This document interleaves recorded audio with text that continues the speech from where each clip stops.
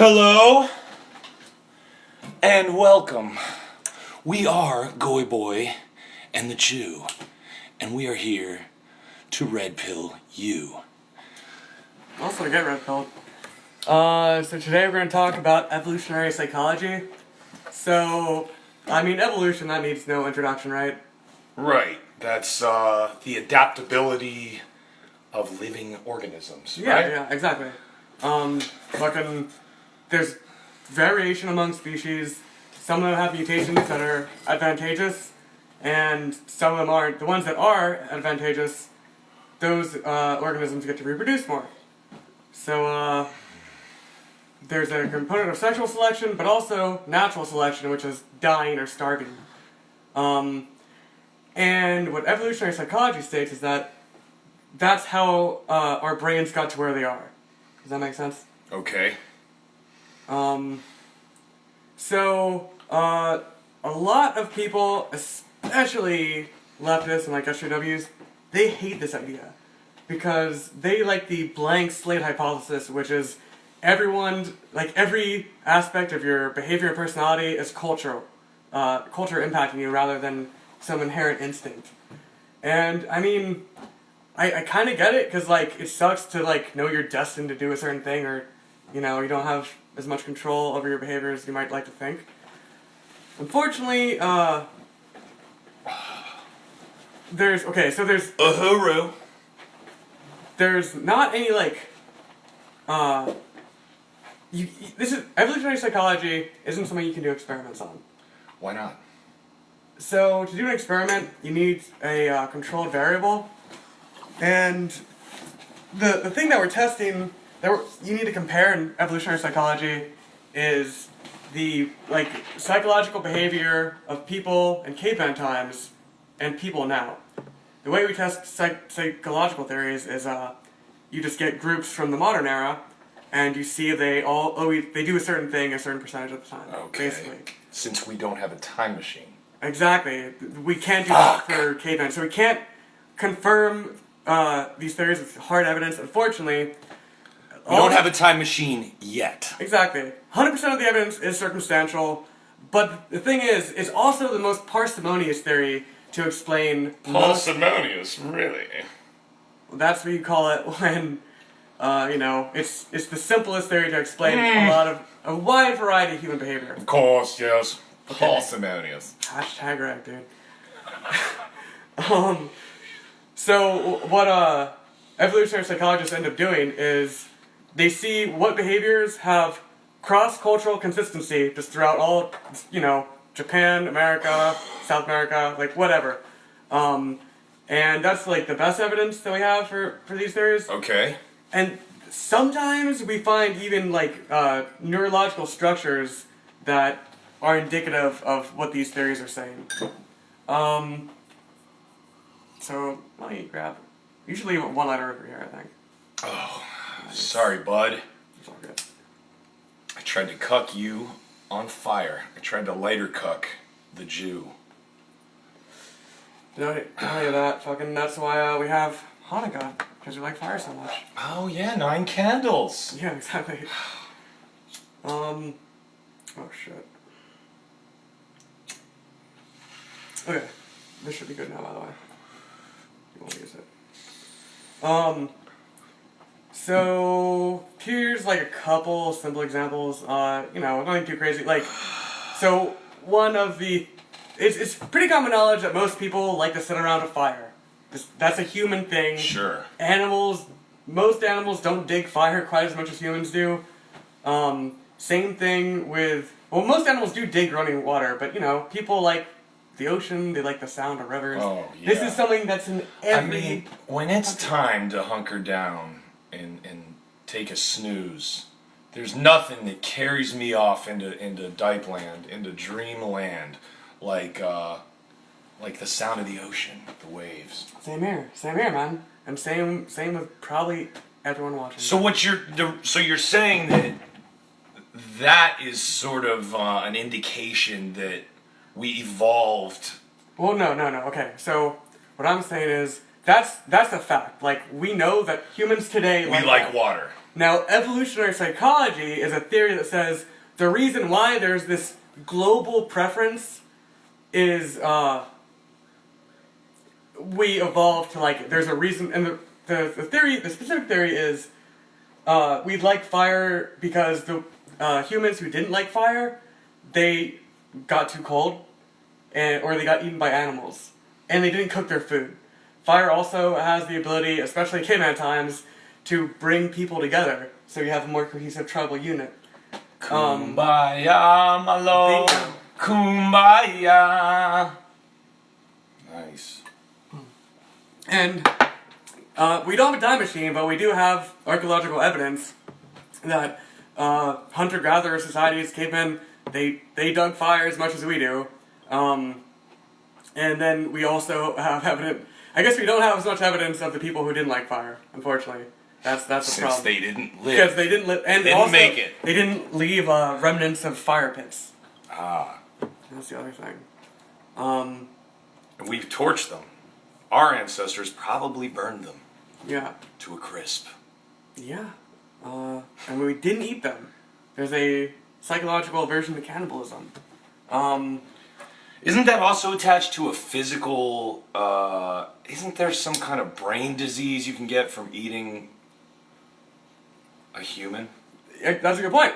And that's why we evolved to not eat humans. Oh yeah. Exactly because there's that brain disease, the humans who are cool with eating other humans, they died. And then the ones who didn't eat other humans lived and kept going. Survival of the fittest. Or just the luckiest sometimes. Ah! Sadly. Because evolution's all about who has these random mutations. Ah, rolling And that's the just dice. just rolling the dice, exactly. Oh, sorry. Camera 1 got a little cucked. Wait, there we are. Anyway. I guess similar to cannibalism, you know how like most people are creeped out by corpses or like human-like objects? Like, have you heard of the Uncanny Valley?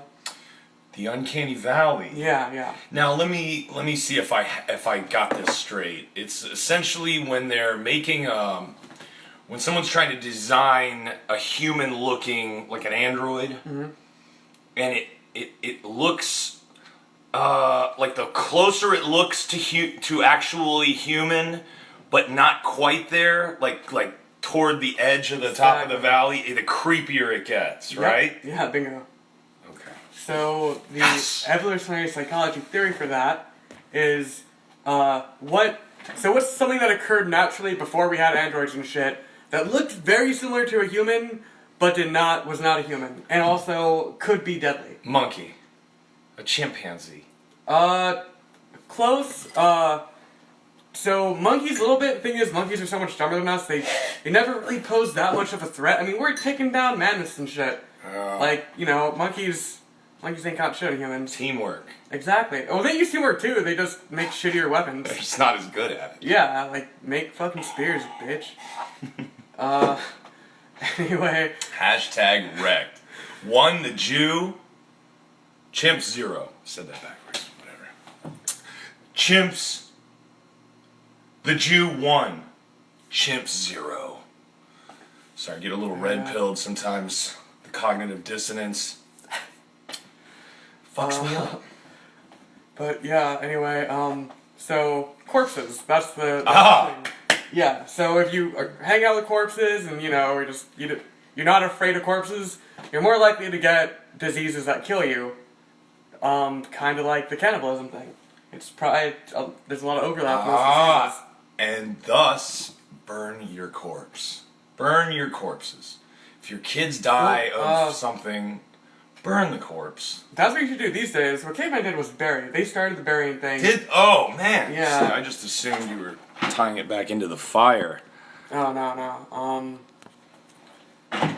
And so like some of these evolutionary psychology theories, they explain things that are arguably good. So I mean, like we all have the trait where we like fire and water. so we can get dopamine whenever we like see that, or serotonin, you know. Nice. Um, Now that, just to be clear, is when happy chemicals, your brain splurts happy chemicals all into the little wrinkles and crevices of your gray matter, right? Yeah, exactly. I guess I should clarify the difference between dopamine and serotonin. So dopamine's more for like success, like beating someone, like winning, like fucking, like it's like more Like of war.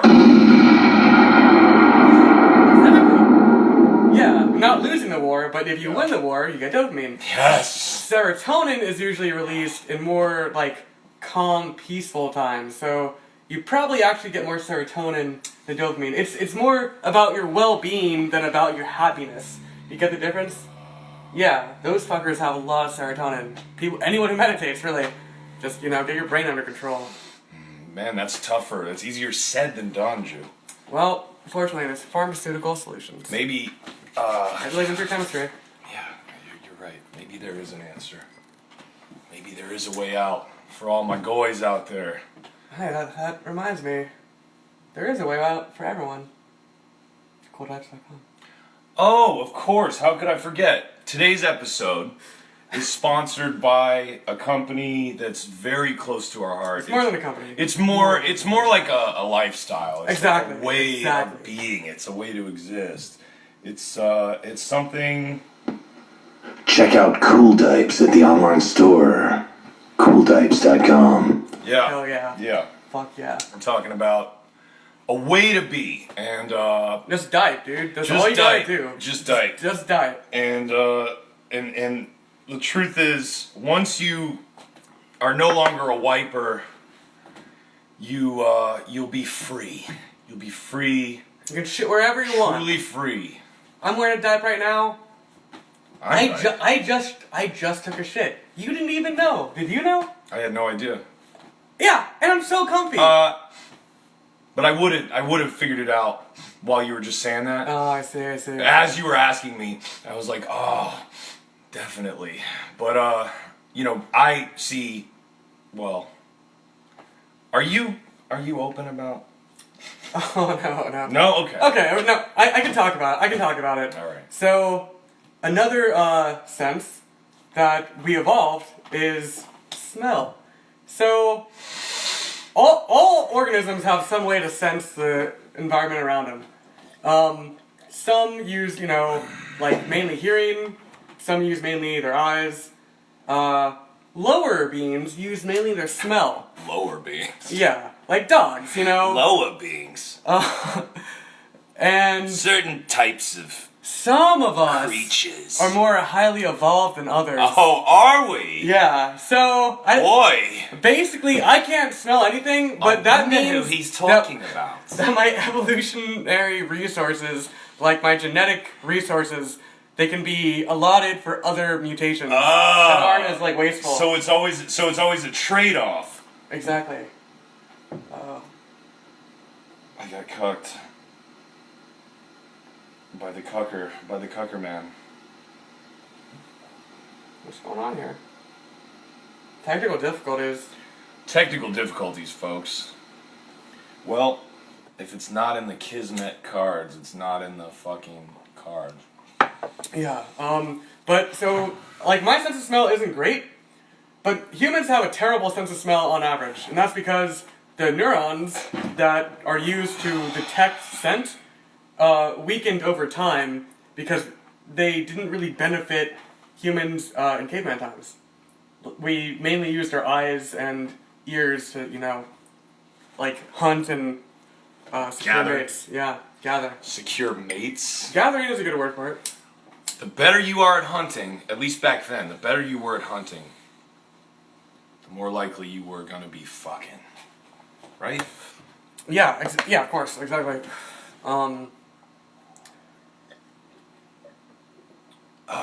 But anyway, so that's like I evolved to not smell, and we all evolved to like fire and stuff. But sometimes there's bad traits that can also be as easily explained with Evo psych theories. And I'm mainly talking about phobias right now.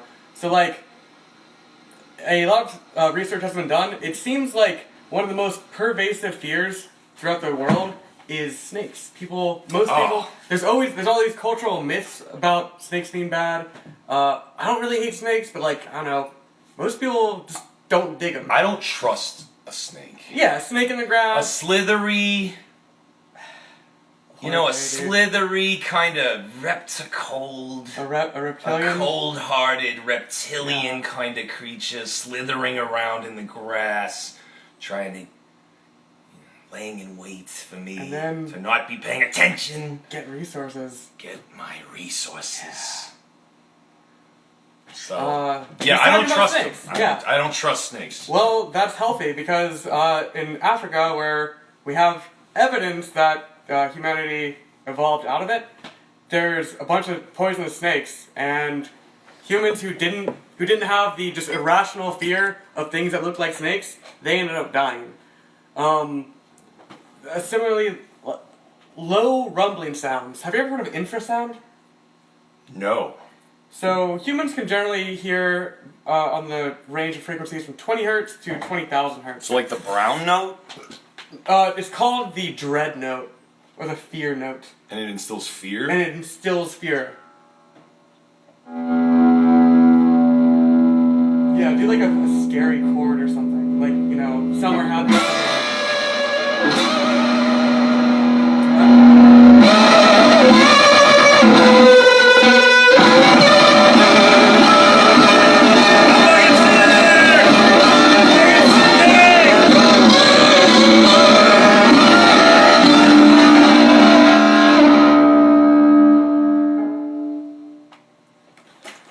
Saw a snake. Well, the pitch I'm talking about is much lower than that, but that was a well-played guitar. Thanks. I'm talking about like low rumbling sounds that you can barely even perceive. And those in the natural world are indicative of like avalanches, earthquakes, thunderstorms, things that aren't good for cavemen. Oh, also like, tigers and lions, they have like low growls, like bad shit's gonna go down. You have some instinct that says that. They sound like fucking dinosaurs. Tigers sound like dinosaurs. Oh man, maybe we should like look that up real quick. Yeah, they do this like Well, we don't know what dinosaurs sounded like. okay, they sound like what I would think dinosaurs sound like.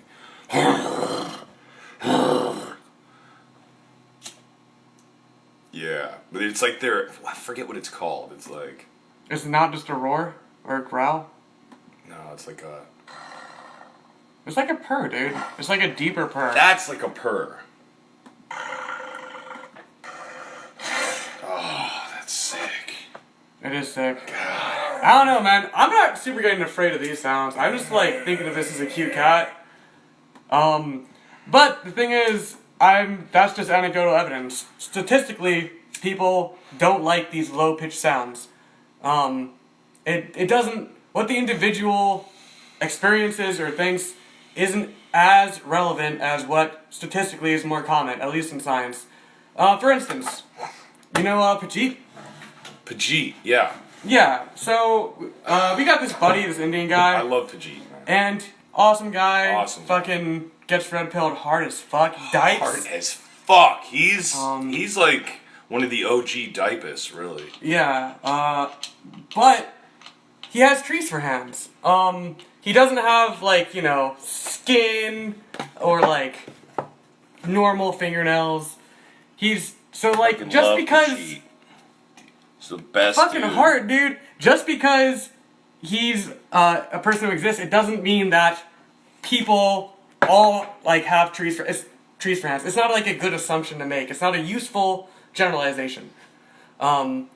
And Evo Psych, a lot of One Indian guy with tree hands. Well, actually, there's more than one Indian guy. There's some gene out in India that's giving Oh, guys where tree more hands. guys have tree hands. Yeah, and Do only Asians have tree hands? I don't think it's only Asians, Maybe Africans. but I think it's more common in India, probably because of some pollution reason, to be honest. Yeah. Because that's pretty fucked up. That place is filthy. Yeah, good thing you moved here. Yeah.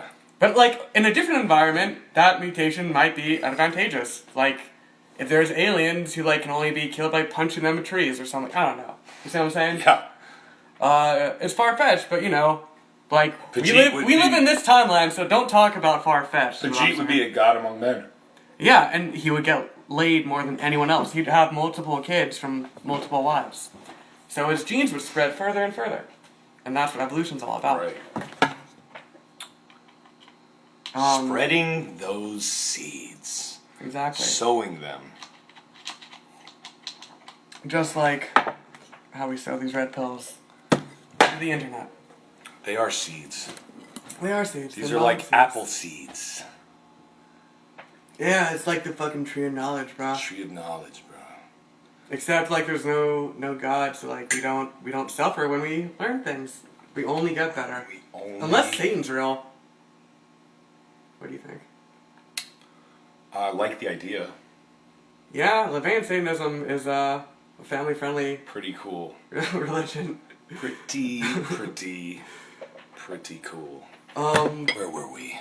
Oh, religion. So that's another thing that people, or Evo Psych theorists, believe evolved because it benefited humans in caveman times. People seem to have a part of the brain that can, you stimulate it with like a little bit of electricity, and it can induce mystical, spiritual experiences.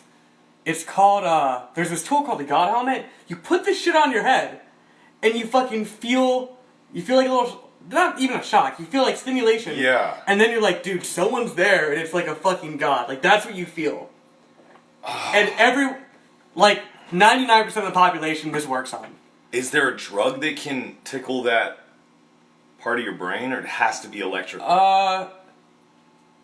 So some drugs make it more likely that it can get tickled for sure. LSD is totally one, DMT. Some people can do it on, just weed.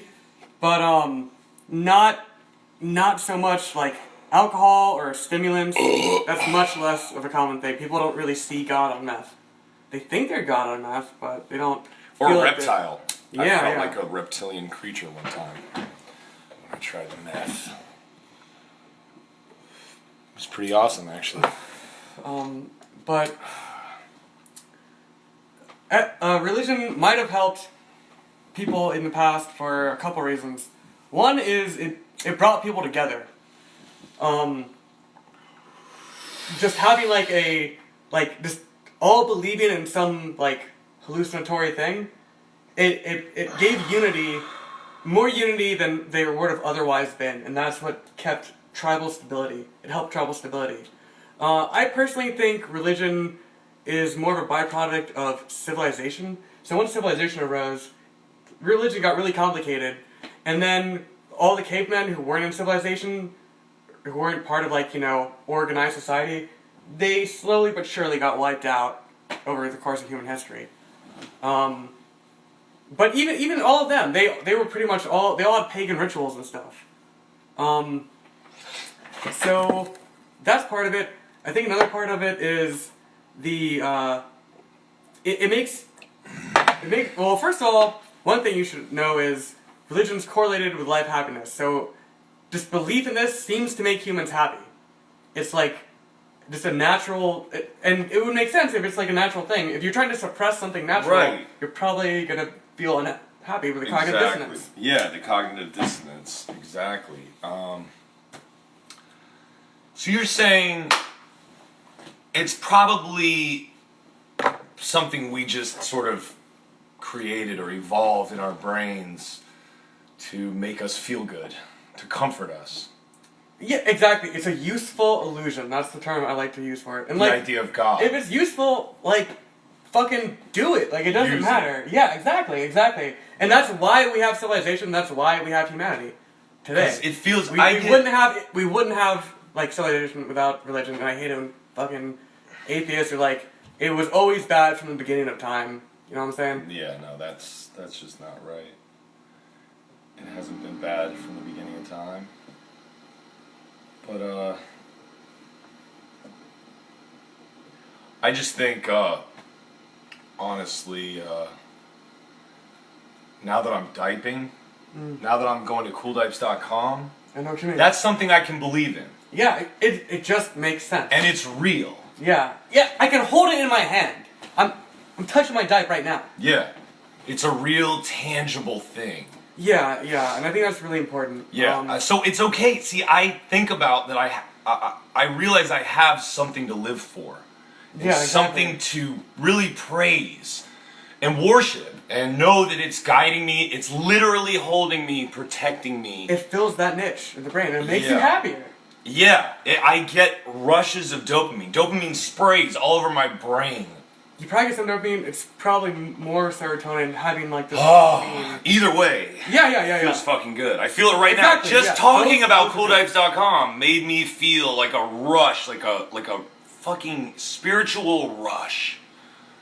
And Actually, in your case, it actually probably is dopamine because you're dope. you're feeling dipes. Yeah, it's like dopamine, dude. Dopamine. Exactly. Good dipe. Good dipe. For the record, dopamine is something that we just evolved to. There's no reason why doing certain actions make us feel good, other than that we evolved to have them. The people who, ate really high calorie foods back in caveman times, who had the mutation of getting dopamine spurts whenever they ate high calorie foods, they ended up living longer because they survived periods of starvation. They ended up reproducing more. Yeah, and fucking gives you like dopamine, right? Yeah, exactly. Serotonin. Of course, yeah. Oxytocin. Post-coital serotonin, fucking flood. Yeah. There we go. Think about it like this. One night stand is more dopamine. Long-term girlfriend, that's more like serotonin. Serotonin. Yeah. Comfort. There's definitely some of both in each. Anyway, like religion, I don't know, are we on the same page about how religion evolved and why it evolved? Yeah. I used to really try to believe in God. And it would always leave me, I don't know, disappointed, I guess. Right? Yeah, because you're believing in this deity. You're like trying to convince yourself that this all-powerful deity created you, and then decides it's some kind of fun game to give you free will. Yeah. And set you on your way. Yeah, what's that about? And then what? And then for what? So it's like just to test how, like, is this a game? And it's just like, I don't need to go further than cooldipes.com to really understand what it's really about. That's true.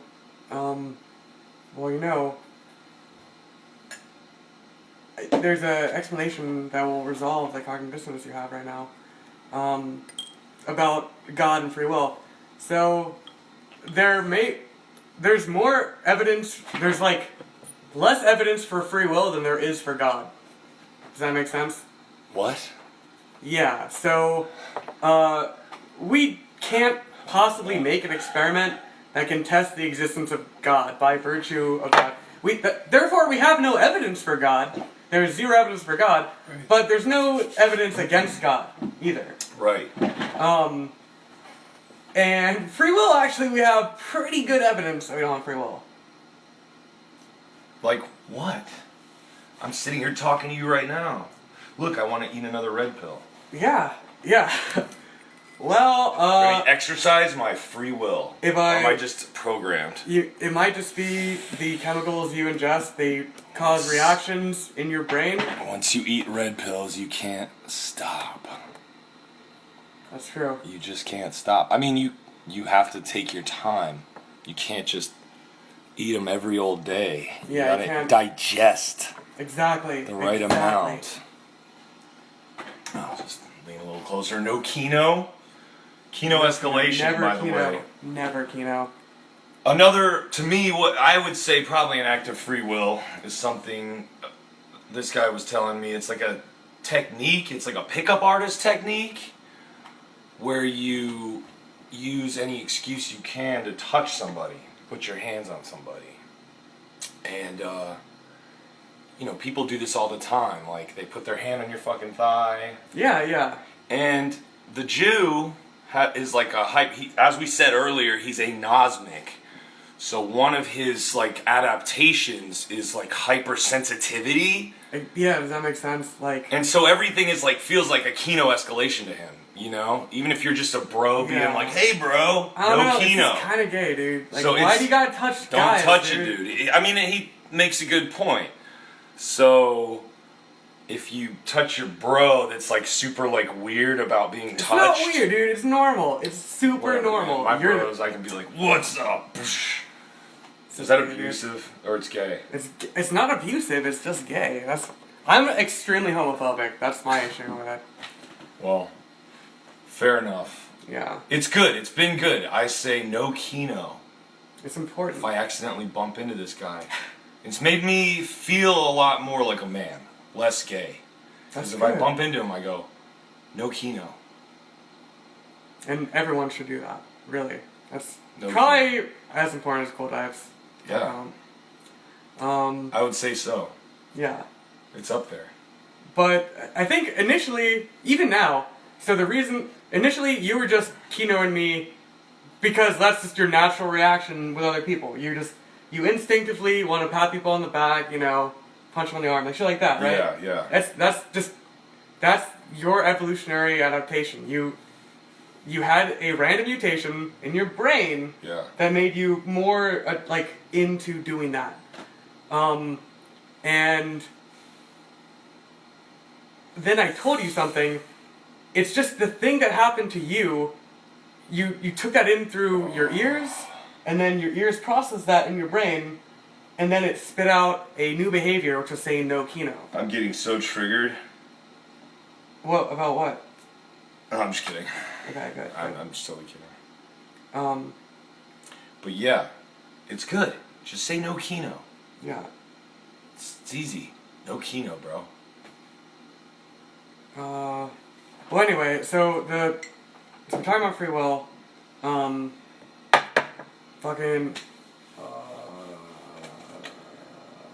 CoolDipes.com. Spacing out, yeah. CoolDipes.com at the online store. Go to CoolDipes.com. Okay. I think you need to swallow. You don't need to puke, do you? I don't know, I'm trying to get cognitive dissonance pretty bad. Sometimes if I get a little sick, I need a little bit of this.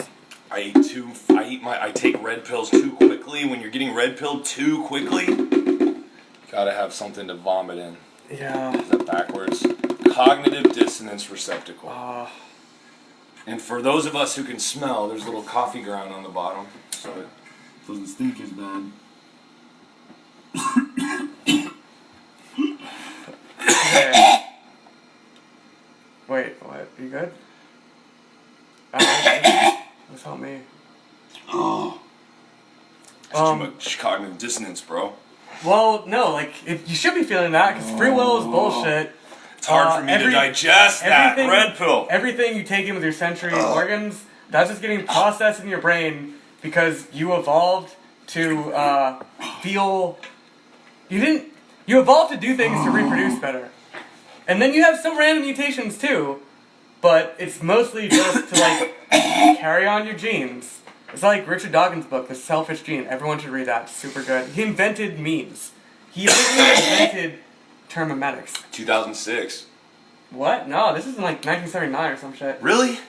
Yeah. I thought it was in the God Delusion. It was in the God Delusion. But he invented it way before. Yeah. Oh, man. And it was more of a science book about genetics. And then the last chapter, he's like, you know what? Also, memes, bruh. That's why he's a cool guy. Nice. And the reason why I say all this shit about free will not being real is we do have evidence against it. So there's this experiment this guy made, Lebets or something, and he recorded the electrical activity in people's heads and had them move their finger, and basically they decided when to move their finger. That was the whole experiment. That makes sense? Yeah. Okay. So they sat there, did this, and what he found every single time in every single person is before they consciously decide to move their hand, like 100 or 200 milliseconds before, there's clear electrical activity in the decision-making center. So like, before you consciously think I want to do that, your brain's making the decision for you. So maybe it's like a time delay. That's another theory for it. You see what I'm saying? Yeah. So it could just be there's like some sort of lag, but you're still the one making the like electrical changes. But there's no reason to believe that as it stands. So and also like we tend not to think animals have any free will. They just chase after fucking food. Instinct driven Exactly. entirely. We're equally instinct driven. We just, you know, we have all these layers of complexity because we have such high developed brains, and it causes us to just make up these useful illusions to help us, you know, survive in our environment. Yeah. And just like with religion, people who believe in free will tend to be happier with their life. They tend to succeed more. And yeah, they're not choosing whether or not to believe in free will, but because they're believing it, they have the mutation that makes them, you know, more apt to this environment. So you evolve to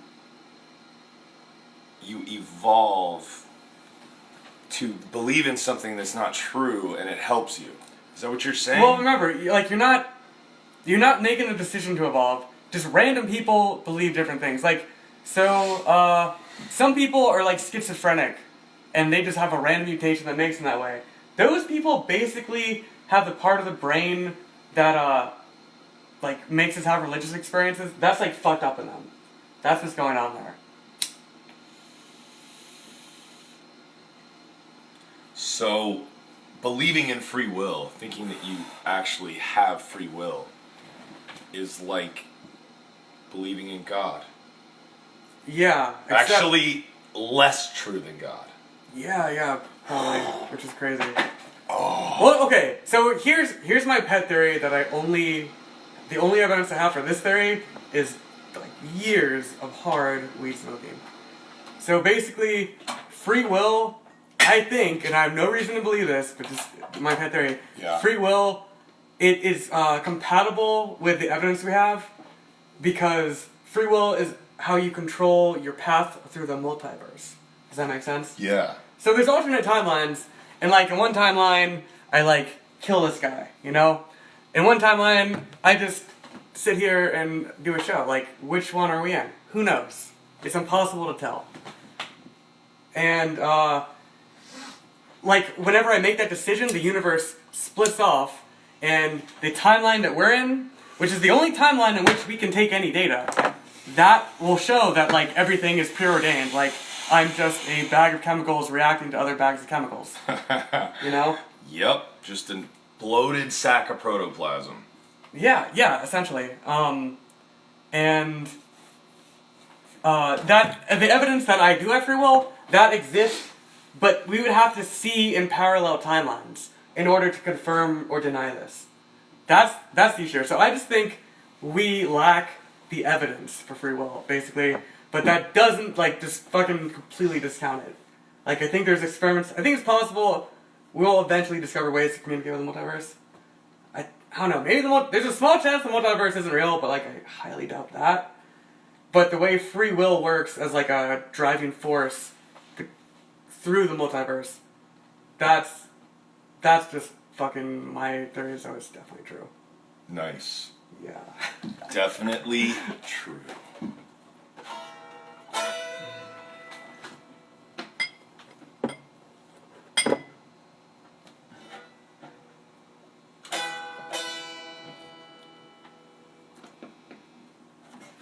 Totally cocked over here.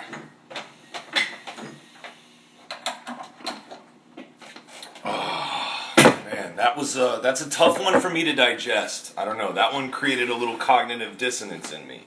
You're starting to cognitive dissonance? Yeah, a little bit. Shit. It's just such an intense red pill to digest, man. Like the idea that I'm just a bag of fucking chemicals, bacteria. I mean, why? Why is that a problem? It's not a problem. It's just Why is it difficult to digest? I don't know. When I first discovered that, I was like, wow, that makes it a lot easier. Like, I feel like, I can relax more because, it's chemicals doing fucking all my actions. Like, it's just, it's, preordained. It lets you get away with a lot of stuff. Like, if you want to cheat, no, I'm good. If you want to, not have morals.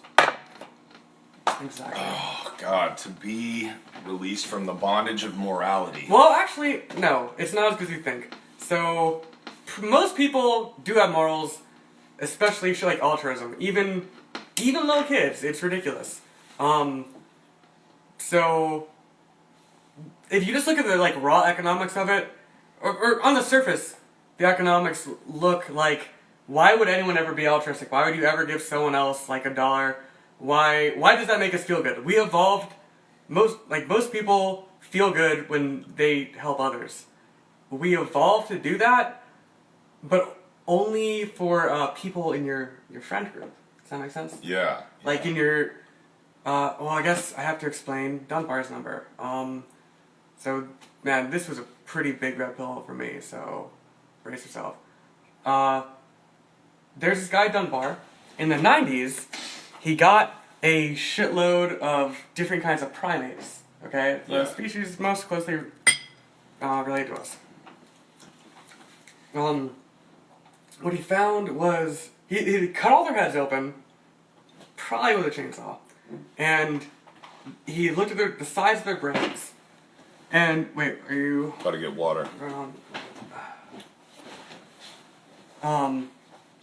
So,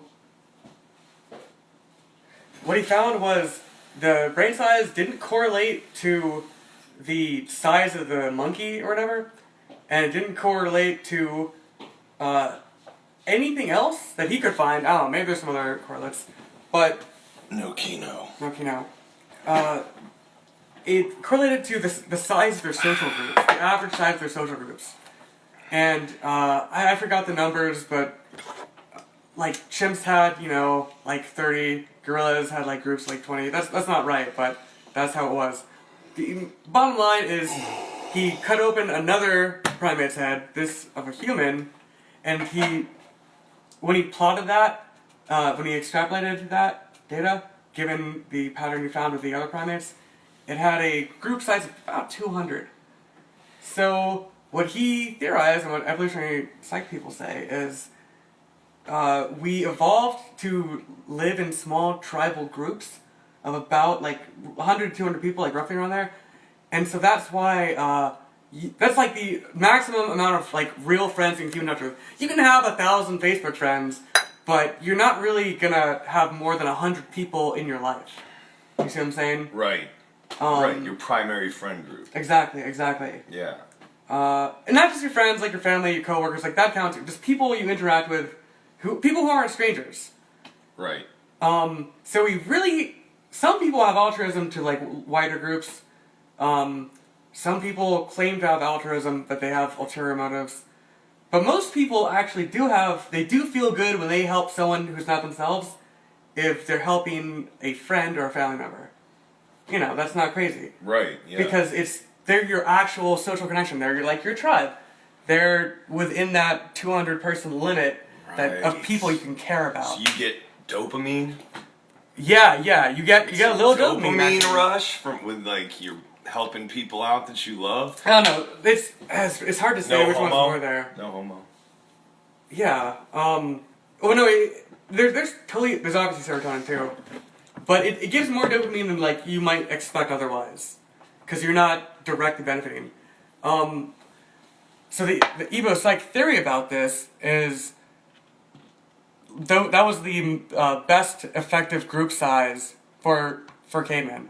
If you like cared about too many other people, you get betrayed by tribes, like other tribes, people like fucking what happened to the Indians, I guess, and the Americans, rather. Yeah. They, bit too trusting. Little too trusting. Yeah. Or easy to Or apply easy to with kill. booze, easy to kill. Yeah, they didn't have guns yet. It was a technological divide. They were still, a lot of them were still in the Stone Age. Yeah, I know. When guys showed up with guns. But, like, some of those tribes, like, said, they, like, you know, they welcomed the fucking native. Or they welcomed the newcomers, the Americans. Or modern Americans. The natives. Crazy Horse was pretty badass. Oh, yeah, he was good. But anyway, so, there's, like, this guy, Hamilton, who, like, came up with a theory to try to explain altruism. Basically, you look at the reproductive cost to an action, and if that's greater than, the reproductive benefit for it, multiplied by some factor, multiplied by the probability that it will be above the population average. Does that make sense? Like, it's hard to explain equations through words and not on, like, a whiteboard. Basically, like, if you're willing to, most people are willing to do something that hurts them if it will benefit them reproductively. Okay. And if you're close to the person. So by helping people out, sometimes you can also make your, like, you can get more up resources. Yeah. You can, if you help somebody out, then you look better. You're better. But helping out some random internet stranger, no one cares about that. No, you're in your friend group. Yeah, it has to be someone that, like, other people, like, they can see. Yeah. People within your social network can see. And it makes you a more attractive mate? Is that what you're saying? Yeah, a little bit. So being able to be altruistic, being able to share resources, makes you a more viable mate. Yeah.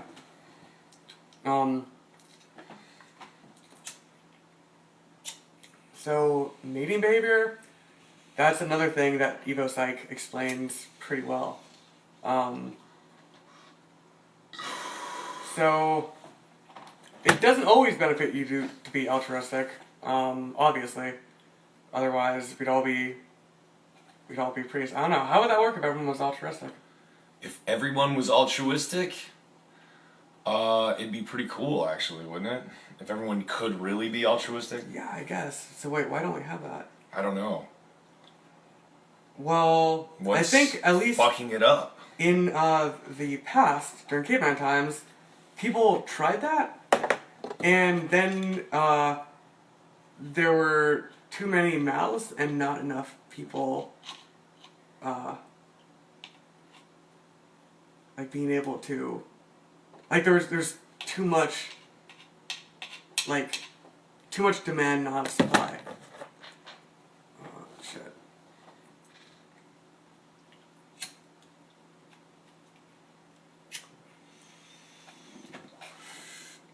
Check out CoolDipes.com. No wimpy prints.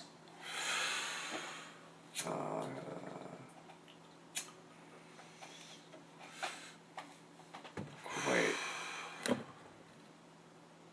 Get rid of Redpill's on. Oh man. We're out of red pills.